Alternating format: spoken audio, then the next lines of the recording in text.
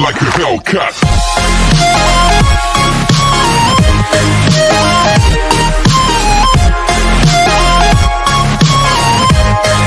Part 5 की starting में हम देखते हैं कि रियोक और माहा की बस आकर एक होटल के पास रुकी। माहा ने देखा कि उसका फैन पाउच गायब है और वहीं रियोक से भी अपना पाउच कहीं खो गया था, तो इसलिए उसे जो सबसे पहले दिखा वो उस पाउच को उठा के ले गया और फिर माहा को भी सीट के नीचे से पाउच मिल जाता है। पर होटल में आकर माहा को पता चलता है कि ये असल में रियोक का पाउच है जो उसके पास आ गया है, क्योंकि उसमें रियोक के फैंस ने रियोक का काफी सारा स्पेशल सामान रखा हुआ था। और वहीं जिहाग माहा को उसके रूम तक छोड़कर दूसरे होटल जा रहे थे, क्योंकि वो मूवी का पार्ट नहीं थे इसलिए उन्हें वहाँ रूम नहीं दिया गया। जिहाग जैसे ही लिफ्ट से नीचे आए तो उन्हें वहाँ कुछ लड़कियां भागती हुई ऊपर जाती दिखी। फिर उन्होंने उनके पीछे कुछ और लड़कियों को भी भागते हुए देखा। फिर उन्होंने उन सभी के पीछे मैनेजर जून को भागते हुए देखा, जो कि बताते हैं कि रियोक की जान खतरे में है। देन जब जिहाग जा ही रहे थे कि तभी उनको रिपोर्टर जुंगी रोक लेती है एंड साथ में बात करने के लिए बोलती है।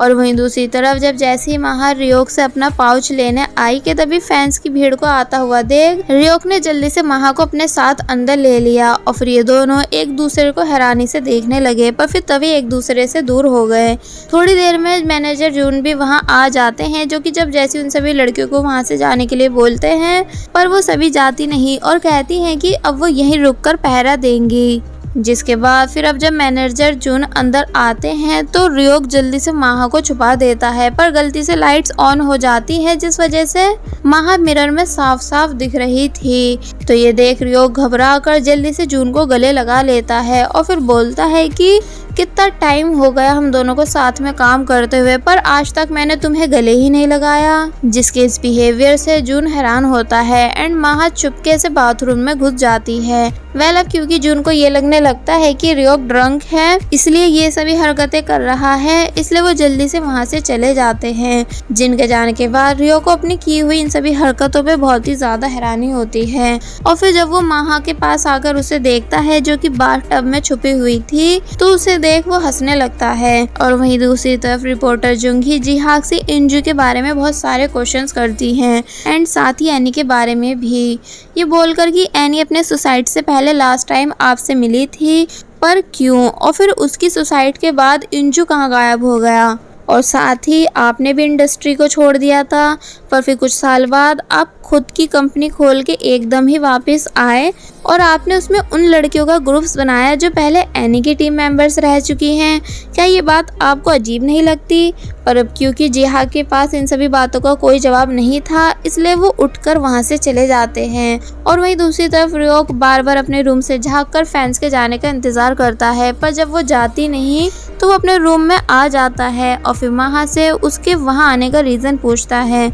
जिस पर वो बताती है कि वो यहाँ रियोक को उसका पाउच वापस देने आई है, क्योंकि इसमें रियोक की फैंस ने उसके लिए बहुत सारा स्पेशल सामान रखा हुआ है, जिस वजह से माहा को वो पाउच रियोक को वापस देने आना पड़ा ताकि वो फिर से जैकेट वाले इंसिडेंट की तरह इसमें ना फंस सके। तो ये सुन रियोक कुछ नहीं बोलता एंड माहा को आराम से बैठने के लिए कहता है, पर जब वो बैठती नहीं तो फिर रियोक सोने की कोशिश करने लगता है, पर माहा के सामने खड़े होने की वजह से वो चैन से सो नहीं पाता, इसलिए फिर वो फिर से बाहर आकर अपने रूम से बाहर देखने लगता है जहां अब भी उसकी फैंस पहरा दे रही थी। जिस चीज़ से परेशान होकर ये दोनों नीचे बैठ जाते हैं, पर जब गलती से रियोक का हाथ माहा के हाथ से टच होता है तो ये देख वो दोनों ही एम्बैरेसिंग होकर अपना अपना हाथ पीछे कर लेते हैं और दूर होकर बैठ जाते हैं। देन अब ये दोनों रूम में होते हैं जहाँ भी रियोक को बहुत ही ज़्यादा नींद आ रही थी, पर फिर वो माहा को देखकर बोलता है कि तुम सच में बहुत कूल हो जो तुमने म्यूजिक स्टॉप होने के बाद भी अपनी परफॉर्मेंस नहीं छोड़ी। अगर मैं तुम्हारी जगह होता तो कभी ऐसा नहीं कर पाता। पर जब माहा कुछ नहीं बोलती तो वो नोटिस करता है कि माहा बैठे बैठे ही सो चुकी है, इसलिए फिर रियोक माहा के सामने बैठकर उसे देखते हुए स्माइल करने लगता है। पर जब जैसी माहा की आईज ओपन होती है तो वो रियोक को अपने सामने देख हैरान हो जाती है एंड रियोक भी माहा को एक्सक्यूज देने ही वाला था कि तभी माहा को टाइम देखकर पता चलता है कि सुबह के 6 बज चुके हैं और 6:10 पर उसका पिकअप टाइम है, यानी जिहाग उसे 6:10 पर पिकअप करने आने वाले हैं, इसलिए वो यहाँ काफी ज्यादा परेशान होने लगती है और रियोक अब कोई भी रास्ता नहीं होने की वजह से मैनेजर जून को बुलाने का डिसाइड करता है। जहाँ जब जैसी मैनेजर जून अपनी आंखों से इन दोनों को एक साथ देखते हैं तो वो यहाँ काफी बुरी तरह शॉक हो जाते हैं एंड इन दोनों के ऊपर चिल्लाने लगते हैं। जहाँ जब माहा अपना सर नीचे करके लगातार जून को सॉरी कहने लगती है तो इस पर रियोक बोलता है कि अपना सर ऊपर करो, तुम्हें सॉरी बोलने की कोई जरूरत नहीं क्योंकि मैंने ही तुम्हें अंदर खींचा था। तो ये सुन जून और भी जोर से रियोक के ऊपर चिल्लाता है पर तभी रियोक के चुप कराने पर चुप हो जाता है। और वहीं दूसरी तरफ जिहाक माहा को पिक करने के लिए आ चुके थे जो कि माहा को बहुत सारी कॉल्स करते हैं पर माहा उन्हें पिकअप नहीं कर पाती क्योंकि उसका मोबाइल उसके रूम में रह गया था। अब नेक्स्ट सीन में रियोक मैनेजर जून को अपनी बैग पे कैरी करके घबराता हुआ बाहर भागते हुए आता है और बोलने लगता है कि जून तुम घबराओ मत, सब ठीक हो जाएगा। और फिर जल्दी जल्दी सीढ़ियों से नीचे उतरता है जिसे ऐसा करता देख रियोक की फैंस हैरान होती हैं और फिर वो सभी भी उसका पीछा करने लगती हैं कि तभी हमें पता चलता है कि ये जून नहीं बल्कि माहा है जो कि जून के कपड़े पहनी हुई है। और वही जून बिना कपड़ों के रियोक के आने का वेट कर रहा है और उस पर बहुत ही ज्यादा गुस्सा भी होता है कि तभी हम देखते हैं कि रियोक की हालत माहा को उठाकर भागने की वजह से बहुत बुरी हो चुकी है पर तब भी वो हार नहीं मानता और बल्कि माहा को लेकर भागता हुआ जाता है। जिसके बाद फिर जब जैसे जिहाक माहा के रूम तक आते हैं तो तब तक माहा अपने रूम पहुंच चुकी थी और बोलती है कि मैं बस 2 मिनट में रेडी होकर आई। और वहीं रियोक माहा को सेफली उसके रूम तक पहुंचाने के बाद अब बहुत ही ज्यादा खुश होता है। फिर जब वो वापस अपने रूम जा रहा होता है तो उसे उसकी फैंस मैनेजर जून के बारे में पूछने लगती है जिस पर वो उन्हें बताता है कि अब वो पहले से ठीक है। और फिर जब वापस अपने रूम आता है तो वहाँ मैनेजर जून उससे बहुत सारे क्वेश्चंस करने लगते हैं कि पक्का किसी को पता नहीं चला कि तुम्हारे साथ माहा थी। जिनकी किसी भी बात का आंसर ना देते हुए रियोक पहले उस पाउच को चेक करने लगता है जो माहा लेकर आई थी और फिर अपनी चीजों पे माहा की ड्राइंग देखकर वो हंसने लगता है। अब हमें बस का सीन दिखाया जाता है जहाँ जब माहा देर से पहुँचती है तो उसको एक सीनियर लेडी सभी के सामने डांटने वाली थी कि तभी उससे पहले रियोक माहा को डांट देता है और बोलता है कि उसे अपने सीनियर्स को वेट नहीं करवाना चाहिए। तो ये सुन फिर वो सभी को एक बार फिर सॉरी बोलती है एंड अपनी सीट पर जाके बैठ जाती है। पर जब जैसी वो पीछे मुड़कर रियोक को देखती है तो मैनेजर जून उसको सीधे होकर बैठने के लिए कहते हैं ये बोलकर कि मेरी नजर तुम दोनों पे है। वैसे मैनेजर जून का ये सब करना एक तरह से सही भी है क्योंकि अगर इन दोनों का अफेयर सभी के सामने आया तो सबसे पहले बेचारे मैनेजर जून को ही उनकी जॉब से निकाल दिया जाएगा। अब नेक्स्ट सीन में बस चलने लगती है और रियोक ने देखा कि माहा सो गई है एंड मैनेजर जून भी सो चुके थे इसलिए वह चुपके से माहा के पास आया और माहा का सर जो कि नींद में नीचे गिरने ही वाला था उसे पकड़ लेता है और फिर खुद भी माहा के बराबर वाली सीट पे ही बैठ जाता है ताकि माहा को प्रोटेक्ट कर सके। और फिर कुछ देर बाद वो भी वहाँ पर सो जाता है। अब नेक्स्ट सीन में पूरी कास्ट अपने अपने घर चली जाती है। मैनेजर जून रियोक का सामान उसके ड्रॉम लेकर आते हैं और फिर जब जैसे वो उसके रूम में आते हैं तो उन्हें देख रियोक जानबूझकर सोने की एक्टिंग करने लगता है क्योंकि उसे पता है कि अब मैनेजर जून उसे सुबह वाले इंसिडेंट के लिए बहुत ही ज्यादा डांटेंगे और ऐसा होता भी है। यानी मैनेजर जून सुबह वाली बात से इतने ज्यादा गुस्सा होते हैं कि वो रियोक के सामान को जोर जोर से पटकने लगते हैं ताकि रियोक की नींद टूट जाए और फिर उसकी खैर नहीं। बट रियोक तब भी नहीं उठता क्योंकि वो डिसाइड कर चुका है कि आज उसे मैनेजर जून के सामने अपनी बिल्कुल आंख नहीं खोलनी। पर जब मैनेजर जून रियोक को उठाने के चक्कर में उसके ऊपर लेट जाते हैं तो फिर ये देख रियोक को मजबूरन उठना ही पड़ता है। देन जून पूछते हैं कि सच सच बताओ तुम दोनों के बीच कुछ हुआ तो नहीं। तो इस पर रियोक ने जवाब दिया कि आप ये बात मुझसे सुबह से 1000 बार पूछ चुके हैं और मैं आपको कितनी बार बताऊं कि हाँ सच में हम दोनों के बीच कुछ नहीं हुआ। तो इस पर जून कहता है कि अगर कुछ हुआ भी हो तो तुम्हें ऐसे रिएक्ट करना है जैसे कुछ ना हुआ हो क्योंकि तुम एक सेलिब्रिटी हो और वो बस एक छोटी मोटी आइडल जिस वजह से उसका तुम्हारे प्यार में पड़ना जाहिर है। जिसके बाद फिर रियोक जून को शांत करवा के उसे अपने रूम से बाहर भेज देता है। नेक्स्ट सीन में हम देखते हैं कि माहा भी अपने ड्रॉम आ चुकी है जहाँ शिम और यूरी उससे उसके किसिंग वाले सीन के बारे में बहुत सारे क्वेश्चंस करने लगती हैं। तो इस पर माहा बोलती है कि वो सिर्फ एक एक्टिंग थी ना कि मेरी ट्रू फीलिंग्स। जिस पर वो बोलती हैं कि ट्रू फीलिंग्स पर हमने तो ऐसा कुछ नहीं बोला, कहीं तुम उस अकड़ू रियोक को पसंद तो नहीं करने लगी हो। अगर ऐसा है तो उसे भूल जाओ क्योंकि वो बहुत बुरा है। यहाँ तक कि उसके ग्रुप के भी सभी मेंबर्स बहुत ही ज्यादा बुरे हैं। जिस पर माहा जोर से बोलती है कि ऐसा कुछ नहीं है, मतलब कि रियोक बुरा नहीं है बल्कि एक बहुत ही अच्छा इंसान है जो कि हमेशा सभी की मदद करता है। तो ये सुन वो दोनों हंसने लगती हैं और कहती हैं कि देखा, हमें पहले से ही पता था कि तुम उसमें इंटरेस्टेड हो। तो ये सुन वो चुप हो जाती है और इस बात को एक्सेप्ट करने से मना करने लगती है। फिर जब बातों बातों में माहा को पता चलता है कि यूजिन भी माहा की मूवी देखने आया था एंड उसने भी माहा का किसिंग सीन देखा, तो ये सुन माहा को काफ़ी अजीब लगने लगता है।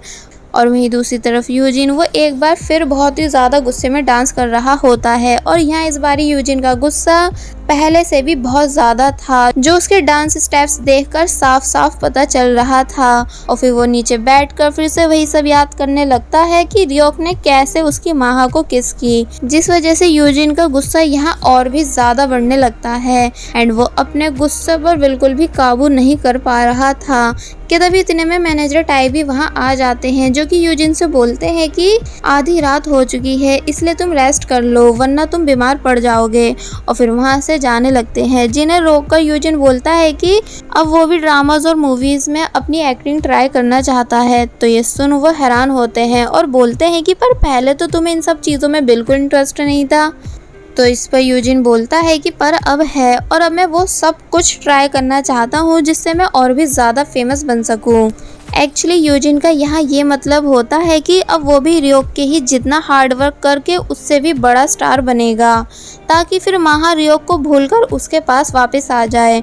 जिसके बाद अब सीन रियोक पे शिफ्ट होता है, जिसे हर जगह माहा दिख रही थी, यहाँ तक कि बाथ टब में भी। तो ये सब होता देख वो हैरान होता है कि तभी फिर उसको वो सब बातें भी याद आने लगती हैं जब माहा उसके पास डांस सीखने आया करती थी और उसको छुप छुप के देखा करती थी। जिन बातों को याद कर रियोक यहाँ मन ही मन हंसने लगता है। तो इस पर चोई, जो कि रियोक को बहुत देर से नोटिस कर रहा था, वो उससे पूछता है कि तुम हंस क्यों रहे हो, प्लीज़ ऐसे मत हंसो वरना मुझे तुमसे डर लगने लगेगा। तो ये सुन वो चुप हो जाता है और फिर चोई को वहाँ से भगाने के बाद फिर से बहुत ही ज़्यादा खुश होने लगता है। और वहीं दूसरी तरफ माहा भी ऐसी ही हालत में थी, यानी उसे भी बार बार रियोक की याद आए जा रही थी कि वो कैसे उसे अपनी बैकपैक कैरी करके भागा था ताकि उसे अपनी फैंस की नज़रों से बचा सके, जिस वजह से माहा के चिक्स यहाँ रेड होने लगते हैं। पर फिर तभी वो खुद से बोलती है कि मुझे ये सब बिल्कुल भी नहीं सोचना चाहिए। कि तभी फिर अब हमें जी हाक को दिखाया जाता है, जो कि अपनी कॉफ़ी शॉप में थे और यहाँ वो सीन याद करते हैं जब उनसे मिलने कोई आया था। यानी ये वो सीन है जो हमें पहले क्लियर नहीं दिखाया गया था कि जिहाक से उस दिन मिलने और कोई नहीं बल्कि इंजू आया था, यानी शार्क्स टीम का वही मेंबर जो कि गायब हो गया था, जिसे देख जिहाक बहुत बुरी तरह शॉक हो जाते हैं एंड अब प्रेजेंट में भी इसी बारे में सोचने लगते हैं। जिसके बाद अब नेक्स्ट डे हम देखते हैं कि एनओजी एंटरटेनमेंट में सीईओ पार्क मैनेजर जून से बोलते हैं कि रियो को जल्द से जल्द दूसरी फिल्म में लगा दो, भले ही वो कल ही वापस आया है मगर उसे बिल्कुल भी फ्री मत रहने देना बल्कि उसे 10-12 स्क्रिप्ट्स और दे दो। तो ये सुन मैनेजर जून हैरान होने लगते हैं। और वहीं दूसरी तरफ जिहाक के कैफे में टी पार्टी और जिहाक बैठे थे, जहां उन्होंने माहा को फिल्म करने के लिए कांग्रेट्स कहा और बताया कि अब उनके पास फोटोशूट्स के भी ऑफर्स हैं, जिस चीज़ के लिए वो शिम से कहते हैं। यानी यहाँ उनका ये कहना होता है कि ये फोटोशूट शिम करे। तो ये सुन शिम बहुत ही ज़्यादा घबराने लगती है, जिसके ऐसे रिएक्शन देख जिहाक बोलते हैं कि ठीक है तुम घबराओ मत, अगर तुम्हें ये नहीं करना है तो मैं तुम्हें बिल्कुल फोर्स नहीं करूँगा। तो ये सुन वो बोलती है कि मुझे फ़ोटोशूट करने में कोई प्रॉब्लम नहीं, बस मेरे अंदर उतना कॉन्फिडेंस नहीं है जो एक मॉडल में होना चाहिए। तो फिर इस बात पर यूरी और माहा उसे पूरी हिम्मत देने लगती है कि शिम सच में बहुत ही ज़्यादा सुंदर है, इसलिए उसको ऐसे मौके छोड़ने नहीं चाहिए। तो फिर अब शिम भी फ़ोटोशूट करवाने के लिए मान जाती है। और वहीं दूसरी तरफ रियो को बहुत सारी स्क्रिप्ट्स एक हफ्ते में याद करने के लिए बोला जाता है, जिसे देख वो बहुत ही ज़्यादा हैरान होता है और कहता है कि क्या ये कुछ ज़्यादा नहीं हो गया, मतलब कि अब क्या मैं चैन की सांस भी नहीं ले सकता। तो इस पर जून बोलता है कि माफ़ करना पर इसमें मैं भी कुछ नहीं कर सकता क्योंकि ये सब सीईओ पार्क का ऑर्डर है। और फिर जब जैसे ही जून रेडियो ऑन करता है तो उसमें माहा का सॉन्ग आ रहा था, जिसे फिर जून तुरंत ही बंद कर देता है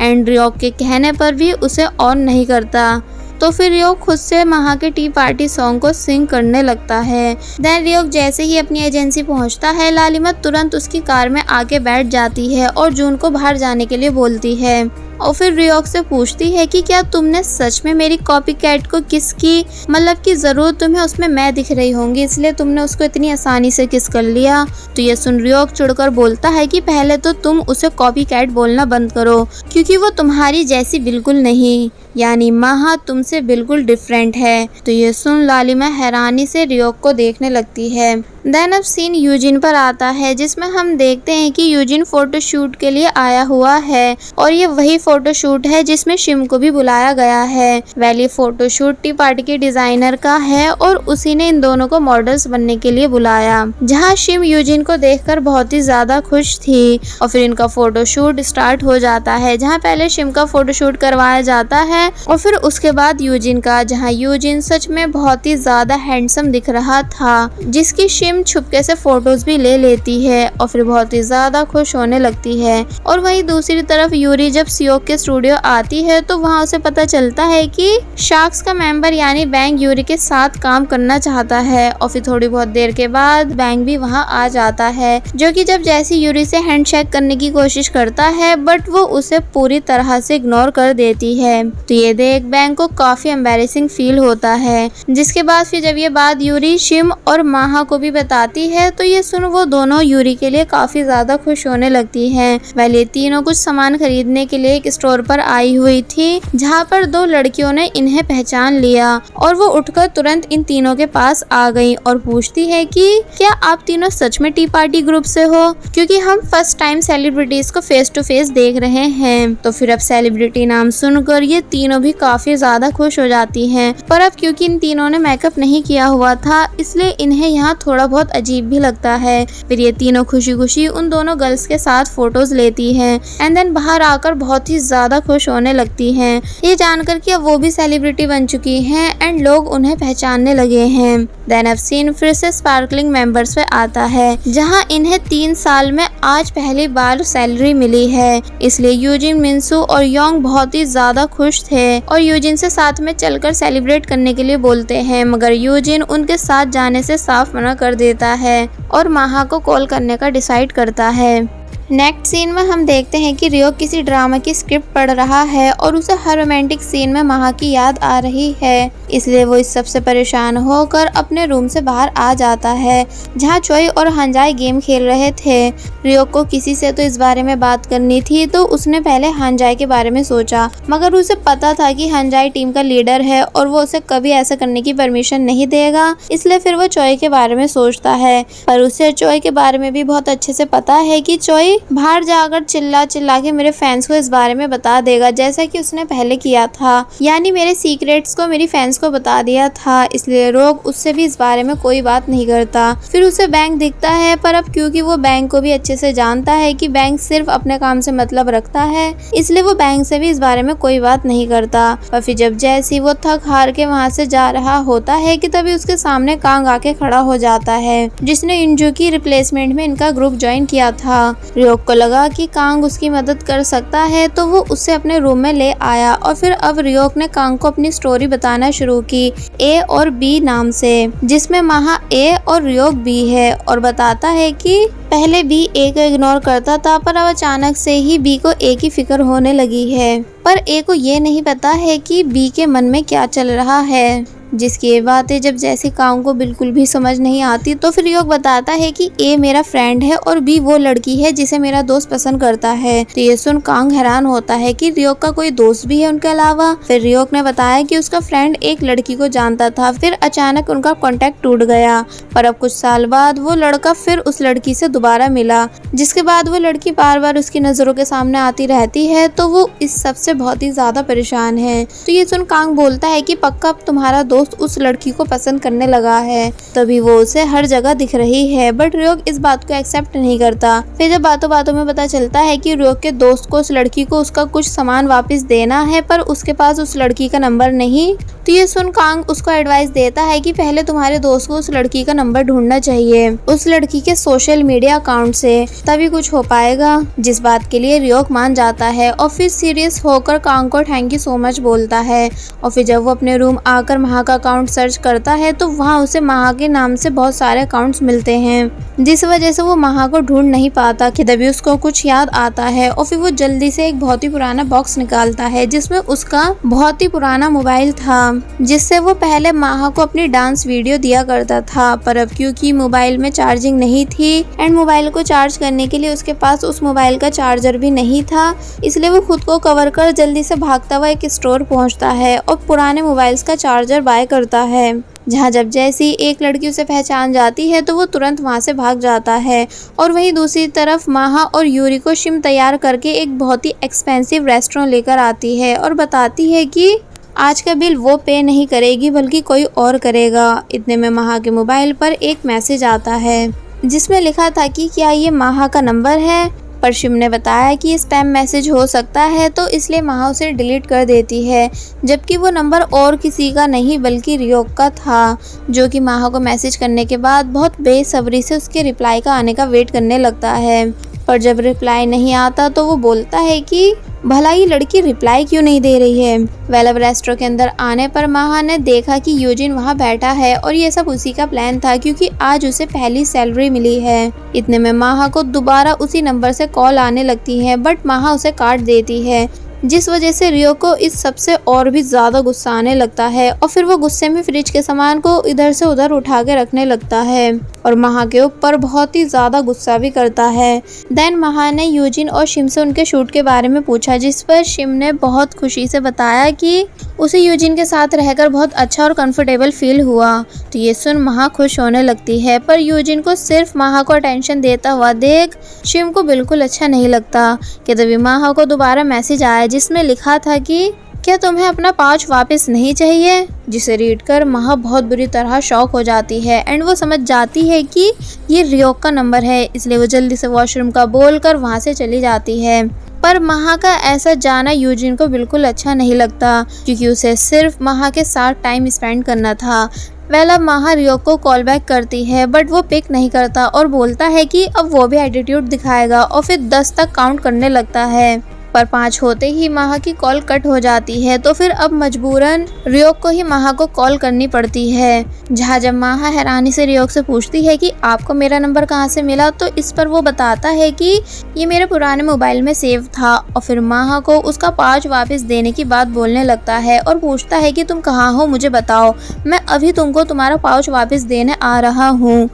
बट माहा मना कर देती है और बोलती है कि तुम तकलीफ मत करो, बल्कि तुम मुझको मेरा पाउच डिलीवर करवा देना। तो ये सुन रियोक का दिल टूट जाता है क्योंकि वो माहा से मिलना चाहता था, इसलिए वो कहता है कि ठीक है, पर अब कम से कम तुम मुझे अपना एड्रेस ही बता दो पाउच डिलीवर करने के लिए। तो फिर ये सुन माहा उसे अपना एड्रेस बता देती है और फिर अब रियोक कॉल कट करने से पहले माहा को अपना नंबर सेव करने के लिए बोलता है, जो कि माहा कर लेती है। और फिर रियोक से बात करने के बाद थोड़ा बहुत खुश भी होती है। नेक्स्ट मॉर्निंग रियोक ने कंपनी आकर देखा कि एक ट्रेनी किसी से मिलने जाने का डिसाइड कर रही है और जैसी ट्रेनी ने रियोक को देखा वो भाग जाती है। मैनेजर जून भी वहां आ चुके थे, जो कि ये सब देख बोलते हैं कि ये लड़की शायद किसी को डेट कर रही है। और फिर उन्होंने रियोक से पूछा कि वैसे क्या तुमने कभी किसी को डेट किया है, मगर रियोक उसे मना करके वहां से चला जाता है। बाद में हम देखते हैं कि जिस लड़के से वो ट्रेनी बात कर रही थी वो और कोई नहीं बल्कि स्पार्कलिंग ग्रुप का मेंबर यानी ह्यून है,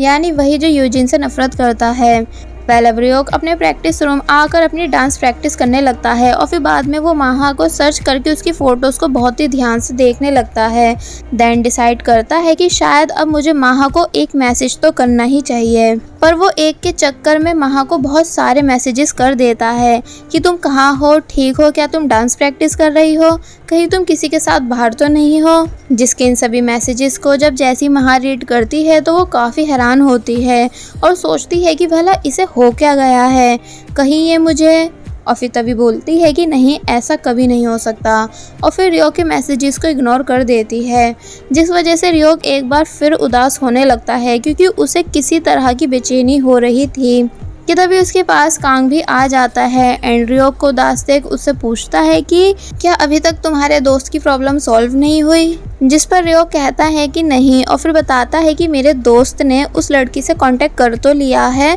पर वो उसके मैसेजेस का कोई आंसर नहीं दे रही है, शायद वो अभी एटीट्यूड दिखा रही है। तो ये सब सुन कांग भी कंफ्यूज होने लगता है कि तभी वहाँ चोय भी आ जाता है जो कि इन दोनों की ए और बी वाली सभी बातें सुन चुका था, और फिर जब कांग चोय को भी ए और बी की पूरी स्टोरी बताता है तो ये सुन वो डायरेक्ट बोलता है कि स्टोरी का ए तुम हो ना, यानी अब तुम किसी लड़की को पसंद करने लगे हो ना। तो ये सुन रियोक शॉक हो जाता है और कहता है कि नहीं तो, बट अब क्योंकि चोय बहुत तेज है इसलिए वो बातों बातों में रियोक से सारा सच उगलवा लेता है कि ये स्टोरी और किसी की नहीं बल्कि रियोक की है एंड रियोक भी फाइनली इन दोनों के सामने एक्सेप्ट कर ही लेता है कि हाँ, मैं किसी को पसंद करता हूँ पर उससे अपनी फीलिंग्स को कन्फेस नहीं कर पा रहा हूँ। तो ये सुन चोय रियोक को एग्जाम्पल के साथ समझाता है कि जैसे कांग सॉकर में बॉल को घुमाता रहता है वैसे तुम्हें नहीं करना है, बल्कि तुम्हें डायरेक्ट शॉट मारना है, और इतना कहकर वो महा के पाउच पर किक मार देता है। तो ये देख रियोक तुरंत भागता हुआ पाउच के पास जाता है और चोय के ऊपर बहुत जोर से चिल्लाता है कि तभी जब जैसी उसकी नज़र पाउच में रखी एक डायरी पे पड़ती है तो उसे देख वो बहुत ही ज़्यादा खुश होने लगता है, इतना ज़्यादा कि डायरेक्ट मैनेजर जून से छुपकर उनकी वैन लेकर माहा के बताए हुए एड्रेस पर पहुंच जाता है, जहां लकीली उसे माहा भी दिख जाती है। इसलिए रियोक फुल स्पीड के साथ माहा का पीछा करता है और माहा के पास आकर उसका नाम पुकारता है, जिसे जब जैसी माहा देखती है तो वो भी यहाँ काफ़ी बुरी तरह शॉक हो जाती है एंड रियोक माहा को देखते हुए स्माइल करता है जैसे उसे माहा को देखकर अपनी सारी खुशियाँ मिल गई हो। और बस फिर पार्ट 5 यहीं पर एंड हो जाता है कि तभी 7 साल पुराने पास्ट की हमें एक और क्लिप दिखाई जाती है जहां जब रियोक अपनी डांस प्रैक्टिस कर रहा था कि तभी जिहाक उसके पास आकर उसे अपनी टीम में आने के लिए बोलते हैं। तो ये सुन वो काफ़ी हैरान होता है एंड उनके ऑफर को एक्सेप्ट कर लेता है। फिर जब इस बारे में रियोक के दोस्तों और माहा को पता चला कि अब रियोक यहाँ से जा चुका है के-पॉप आइडल बनने के लिए, तो ये सुन वो सभी रियोक से काफ़ी ज़्यादा नाराज़ होते हैं क्योंकि वो किसी को भी गुड बाय कहकर नहीं गया था, यहाँ तक कि माहा को भी नहीं। फिर जब जिहाक रियोक को अपने डांस स्टूडियो लेकर आया तो तब वहाँ सिर्फ 3 मेंबर्स थे, पहला इंजू, दूसरा हानजा एंड तीसरा ह्यून, जिनको जब जैसे जिहाक ने बताया कि अब रियोक भी उनका टीम मेंबर है तो ये सुन वो सभी काफ़ी ज़्यादा खुश होने लगते हैं। और बस फिर इसी के साथ पार्ट 5 यहीं पर एंड हो जाता है।